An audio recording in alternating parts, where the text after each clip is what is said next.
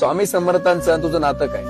स्वामी समर्थ महाराज स्वतःहून तुझ्याकडे आले होते हे विसरू नकोस. आठव, ज्यावेळेस संकटामध्ये होता स्वामी समर्थ महाराज स्वतःहून तुझ्याकडे आले होते आणि तुला स्वामी भक्तीमध्ये त्यांनी स्वतः तुला उतरलं होतं. कोणामार्फत का असे ना, पण तो स्वामी समर्थांचा दूत होता. तो तुझ्यापर्यंत आला होता.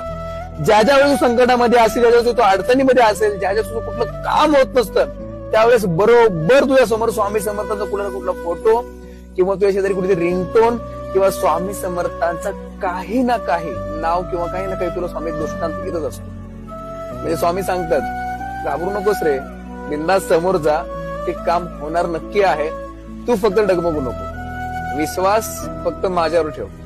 आणि एवढं होऊ सुद्धा जर तुला वाटत असेल स्वामींचा आशीर्वाद तुझ्यावर नाही, तर तू अजून मातीचा गोळा आहेस, अजून तुला धड बनायला वेळ लागेल. श्री स्वामी समर्थ, जय जय स्वामी समर्थ. भिवू नकोस, हा, स्वामी तुझ्या पाठीशी आहे.